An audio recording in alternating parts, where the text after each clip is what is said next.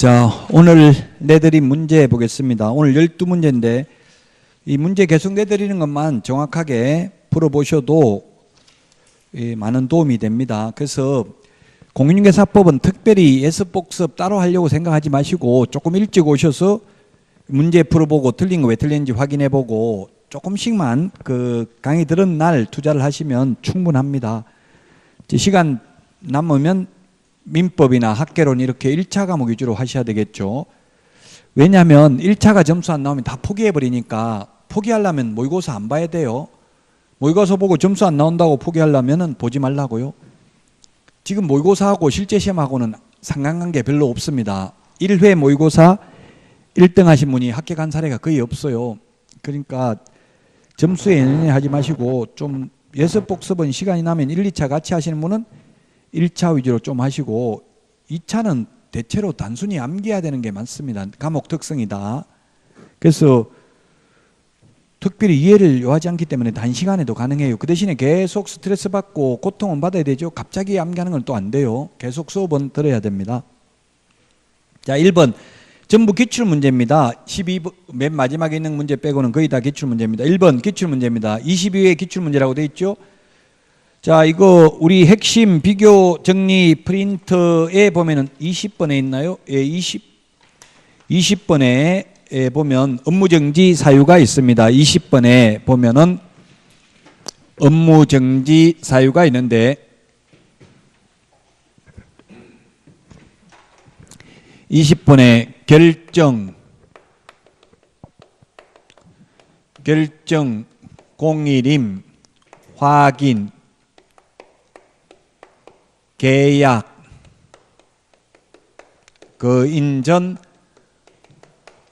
업명기 15개가 있는데 구체적 기준 6개월짜리가 앞에 5개 있고 1개월짜리가 맨 뒤에 있습니다. 그 다음에 나머지는 전부 3개월입니다. 굳이 암기를 하려면 1개월하고 6개월짜리만 암기하면 되겠죠? 중간에 많은 게 다 3개월이니까. 자, 그러면 첫 번째 우리 그 표에 보면 오늘 문제 1번 거짓 정보 공개한 경우 뭐냐면 거짓 정보 공개가 이겁니다. 결정할 때 거짓 정보 공개 6개월 맞죠?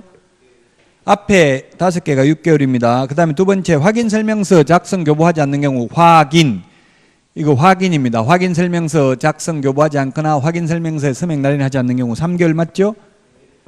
둘 다 3개월 맞고요. 세 번째 계약서 서명 날인 계약서 쌍방교부 5년 보존하지 않거나 계약서에 서명 날인하지 않는 경우 3개월 맞습니다. 자, 그 다음에 맨 마지막에 등록하지 않은 인장을 사용하는 경우 인장 등록 위반도 3개월 맞죠? 자, 그래서 결정 공일임 6개월입니다. 앞에 우리 핵심 비교 정리 프린트 20번 확인 계약 인전 업명까지 3개월 기타 등등 그 밖에 이 법 또는 이 법에 의한 명령 위반은 1개월입니다. 우리 핵심 비교 정리 프린트 20번에 있습니다. 다시 한번 보면 결격 사유에 해당되는 직원을 2개월 이내 그 사유를 해소하지 않는 경우 정보 거짓 공개한 개업공개사 독점 규제 및 공정거래법 위반으로 시정조치나 과징금을 한 번이라도 받은 경우 그 다음에 1년 이내에 최근 1년 이내에 2회 이상 업무정지 또는 과태료 처분을 받고 또다시 과태료에 해당하는 위반 행위를 한 때 그 다음에 임원 임의적 등록 취소 사유에 해당하면 취소 안 하면 업무정지 6개월입니다. 확인설명서 쌍방교부 5년 보존하지 않거나 확인설명서에 서명 날인하지 않는 경우 계약서 쌍방교부 5년 보존하지 않거나 계약서에 서명 날인하지 않는 경우 거래 사실을 거래정보사업자에게 통보하여 정보망에서 삭제하지 않는 경우 인장 등록 위반 전속중개계약서를 사용하지 않는 경우 그 다음에 업무지역 범위를 위반한 중개인 그 다음에 감독상 명령을 위반한 개업공인중개사 기타 등등 그 밖에 이 법 또는 이 법에 의한 명령 위반하면 1개월입니다. 결정 공일임 6개월이고요. 확인 계약 인전 업명기 기타 등등만 1개월이고 나머지는 3개월입니다. 그래서 답은 5번입니다. 전부 다 맞는 내용입니다. 어렵죠. 이렇게 몇 개인가 이렇게 해서 낸 게 기출문제 이런 식으로 나왔다고요. 자, 그래서 구체적 기준까지도 기억을 해야 된다. 오늘도 부동산 거래 신고 등에 관한 법률이 조금 많이 있는데요. 지난주도 있었죠. 그래서 다음 주에도 그 전자계약서와 관련되는 거 두 문제 내드리겠습니다. 전자계약서 관련된 거 오늘 11번, 12번 있었는데요. 전자계약서와 관련되는 게 시험에 한 문제는 반드시 올해 출제되기 때문에 그렇습니다. 자, 2번 문제 틀린 것은 했는데 1번 시장군수구청장은 부동산 등 실제 거래 가격을 거짓으로 신고한 자를 행정기관이나 수사기관에 신고하거나 고발한 자에게 예산의 범위 안에서 포상금을 지급할 수 있다. 맞습니다. 2번 포상금 지급에 드는 비용은 시군구 재원으로 충당한다. 공인중개사법은 국고에서 50%까지 보조할 수 있죠.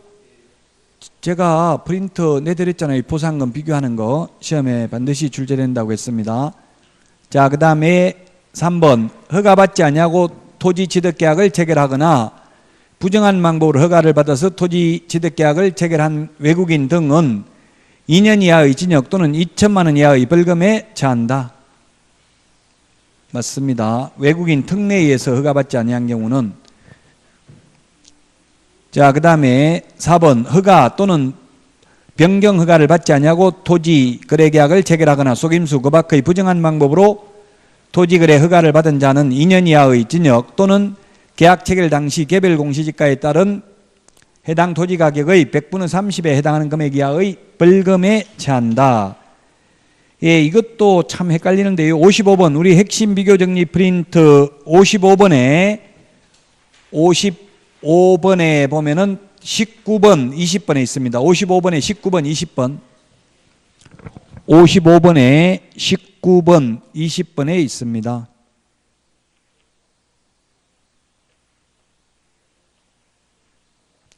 이게 뭐냐면 일반 허가구역에서 우리 지정된 허가구역에서 허가 받으면 2년 이하의 징역이나 100분의 30에 상당하는 금액 이하의 벌금인데 외국인 토지 취득 특례에 따라서 외국인이 군문자야 군사기지 및 군사시설 보호구역 등에서 허가받지 않는 경우는 2년 이하의 징역이나 2천만 원 이하의 벌금입니다. 55번에 19번, 20번 잘 구분하셔야 되겠습니다. 5번이 답입니다. 신고관청은 외국인 토지 취득 허가 내용을 매 분기 종료일로부터 1개월 이내에 시도지사에게 제출해야 되고요. 1개월 이내입니다. 1개월 이내. 1개월 이내가 되겠습니다. 2번에 따라서 답은 5번이 되겠습니다. 1개월 이내에 국토교통부 장관에게 제출해야 되고 그 다음에 시도지사는 1개월 이내에 장관에게 제출해야 됩니다.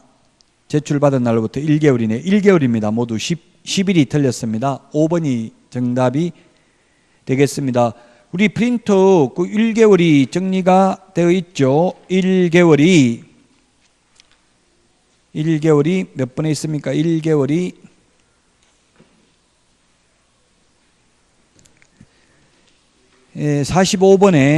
45번에 동그라미 12번, 13번에 있습니다. 12번, 13번. 45번에 12번, 13번에 있습니다. 1개월 이내에 밑줄 치놓으세요. 45번에 12번, 13번. 처음 하면 헷갈려요. 근데 계속 자꾸 반복해서 아직도 6개월 넘게 남았어요. 참 안타까운 거는 인터넷에 보면 공인중개사법이 최고 어렵다 이런 말씀 하시는 분이 많은데 그걸 극복해야 됩니다. 참기만 하면 시험 볼 때 되면은 최고 쉬워집니다. 민법은 하면 할수록 어려워지고 공인중개사법은 공법 같은 건 하면 할수록 쉬워집니다. 과목의 특성이. 자, 5번이 답이고요. 2번에 3번 중개계약에 관한 설명으로 틀린 것은 했는데 답은 3번이죠. 1번 전속중개계약서는 법정 서식에 따라야 되고요. 그 다음에 2번은 중개계약은 상법상 상인이므로 유상임을 명시하지 않아도 받을 수 있다. 3번은 우리나라에서는 일반 중개계약보다 전속 중개계약이 업무의 범위나 책임 소재를 명확하게 할 수 있어 주로 이용되고 있다. 주로 이용되고 있다. 이게 틀렸죠? 근데 이게 17회 때 출제됐는데 지금 10년 전에는 지금은 좀 나오기가 어렵습니다. 왜냐하면 누가 따지면 뭐가 많은지 통계 대시해봐라. 근거가 뭐냐 이렇게 따지면 논란의 여지는 있잖아요. 물론 일반 중개계약이 많이 이루어지고 있고 전속 중개계약이 이루어지지 않는 것은 사실이잖아요. 그렇지만 그게 법조문에 있는 것도 아니고 그걸도 명확한 통계나 데이터를 어디에서 제시한 것도 아니죠. 그렇기 때문에 자꾸 민원 제기하면 논란의 여지가 있으므로 이런 거는 출제를 잘 안 한다. 그러나 명백한 거는 전속 중개계약은 거의 사용을 하지 않고 있는 것은 사실입니다. 주로 이용하고 있다 X라고요. 3번입니다. 순가 중개계약은 뭡니까? 입금가 10억 더 받는 건 다 먹어도 좋다. 이게 순가 중개계약입니다. 법정 보수를 실제 초과해서 받지 않았다면 처벌할 수는 없습니다. 5번 국토교통부 장관은 일반 중개계약의 표준이 되는 서식을 정하여 그 사용을 권장할 수 있다. 맞습니다. 권장할 수는 있습니다. 반드시 사용할 의무는 없습니다. 3번의 답 3번이고요. 4번은 답이 4번이죠. 일반 중개계약서는 보존 의무가 없죠. 일반 중개계약서는 보존 의무가 없습니다. 답 4번입니다. 4번에. 자, 그 다음에 5번입니다. 5번. 틀린 것은 했는데 25회 때 기출문제입니다. 답은 5번인데 5번에 자 1번은 허가구역이 둘 이상의 시의 관할 구역에 걸쳐 있는 경우 국토교통부 장관이 지정한다. 둘 이상인 경우 맞습니다. 하나의 시도 안에 있는 경우는 시도의사가 지정합니다. 2번 시도지사는 지정기간이 끝나는 허가구역을 계속하여 다시 허가구역으로 지정하려면 시도 도시계획위원회의 심의 전에 미리 시장군수구청장의 의견을 들어야 한다. 맞습니다. 재지정의 경우에만 의견 청취를 해야 됩니다. 그래서 재지정 절차가 처음 지정 절차보다 더 까다롭죠? 왜냐하면 재지정하면 또 5년 더 사유재산권이 침해되잖아요. 그래서 의견 청취를 해야 됩니다. 재지정의 경우에만. 3번 허가구역 지정 공고 내용의 통지를 받은 시장군수구청장은 지체 없이 그 공고 내용을 허가구역을 관할하는 등기소장에게 통지해야 됩니다. 맞습니다. 4번 허가구역 지정 공고일로부터 5일 후에 효력이 발생합니다. 5번 국토교통부 장관은 허가구역의 지정사유가 없어졌다고 인정되면 중앙도시계획위원회의 심의를 거치지 않고 허가구역 지정을 해제할 수 있다 했는데 심의 거쳐야 됩니다. 5번입니다. 지정 절차, 해제 절차, 축소 지정, 재지정 다 똑같습니다. 절차가. 다만 재지정의 경우에는 심의 전에 도시계획위원회 심의 전에 시장군수구청장, 시도의사 의견 청취를 해야 됩니다. 물론 장관이 지정할 때만 그렇고 시도의사가 지정할 때는 시장군수구청장 의견만 청취하면 되겠죠. 그래서 5번입니다. 모든 결정 절차와 변경 절차는 항상 동일합니다. 5번이 답입니다. 6번 허가 기준 면적입니다. 답은 5번이죠. 허가받아야 되는 기준 면적. 이 허가받아야 되는 기준 면적도 이게 공법에 출제됐던 겁니다. 출제됐다고 되는데 이 공인중개사법이 아니고 2017년 1월 19일까지는 공법에 있었던 내용이죠. 핵심 비교 정리 프린터 32번에 보면 있습니다. 32번에 보면 나와 있는데 주거 18, 180제곱미터 초과 허가받아야 되고요. 상업, 상노미 200 초과 허가받아야 되고요. 066, 660 초과하는 경우 허가받아야 되고 녹차 T100, 100제곱미터 초과 허가받아야 되고요. 미지정, 미식축구, 미간지구 90제곱미터라고 했죠. 초과하면 허가받고 이하면 허가 안 받습니다. 자, 그래서 답은 5번이 되겠습니다. 그 다음에 7번 불허가 처분을 받았을 때 청구해서 매수하는 가격은 공시지가, 선매 가격은 감정가격이라고 했죠. 선매 가격은 감정가격, 불허가 처분을 받았을 때 청구해서 매수하는 가격은 감정가격. 다만 토지거래 허가신청서에 기재된 금액이 감정가격보다 낮은 경우에는 낮은 가격이 있으면 낮은 가격으로 매수합니다. 8번 틀린 것은 했는데 답은 5번입니다. 자진신고한 날부터 과거 1년 이내에 자진신고를 하여 2회 이상 과태료의 감경 또는 면제를 받은 경우 과태료를 감경 면제하지 않는다. 2회가 아니라 3회입니다. 우리 핵심 비교 정리 프린트 47번에 나와 있습니다. 47번 핵심 비교 정리 프린트 47번에 보면은 3회라고 돼 있죠. 3회. 그래서 8번에 5번이 답이 되겠습니다. 자, 그 다음에 9번입니다. 9번. 틀린 것은 했는데 답은 5번이죠. 5번. 자, 이게 부동산 거래 신고 거짓으로 신고한 경우에는 취득세 3배 이하 과태료였는데 지금은 취득세 3배가 아니라 취득가격의 100분의 5 범위 내에 있습니다. 13번 우리 핵심 비교 정리 프린트 13번 맨 밑에도 있습니다. 핵심 비교 정리 프린트 13번 맨 밑에 있죠. 13번 맨 밑에 보니까 5% 과태료 이렇게 돼 있잖아요. 5% 이하 100분의 5 이하입니다. 모두 우리 공인중개사법에서는 공인중개사 전 시험 과목은 모두 이하지 이상은 없습니다. 다 이하입니다. 자, 그래서 5번이 답이고요. 10번은 틀린 것은 답이 3번입니다. 거래 지분 비율, 면적 세 가지는 정정도 가능하고 정정 신청도 가능하고 변경 신고도 가능합니다. 면적, 거래 지분 비율 세 개는 정정 변경이 모두 가능합니다. 그래서 답 3번이고요. 11번, 12번 이게 올해 작년까지 없던 내용이라고요. 올해 처음으로 시험에 반영되는 부분입니다. 그래서 이 전자계약 시스템에 대해서는 다음 주에도 2문제 내드리겠다고요. 계속 2문제씩 해가지고 10문제 제가 내놨어요. 1번 틀린 것은 했는데 부동산 거래 전자계약 시스템은 여기 어디 있냐면 여러분들이 인터넷에 부동산 거래 전자계약 시스템 치보면 홈페이지가 나와요. 그 홈페이지 자주 하는 질문에 나와 있는 내용입니다.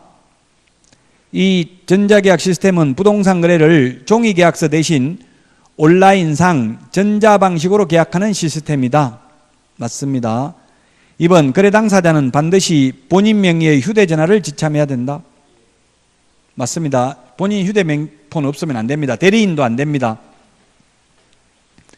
3번 전자계약 시스템에 회원으로 가입한 중개사무소에 하나여 전자계약을 체결할 수 있습니다. 거래 당사자 직거래인 경우 전자계약 안 됩니다. 4번 다만 5번이 답인데 거래 당사자는 회원가입 안 해도 됩니다. 개업공개사는 회원가입해야 되고요. 4번 전자계약 시스템으로 계약 체결이 가능한 중개업소는 홈페이지에서 조회가 가능하다. 홈페이지가 뭐냐면 부동산 거래 전자계약 시스템 치면 홈페이지 나와요. 인터넷에. 그래서 이 조회를 해가지고 임차인, 매수인 스스로 찾아오는 경우가 있다. 자, 그래서 답 5번이고요. 12번 틀린 것은 했는데 부동산 전자계약이 가능한 지역 제한이 있다. 1번이 답입니다. 원래 처음에 실시할 때는 서울 서초구부터 시범 실시를 했고요.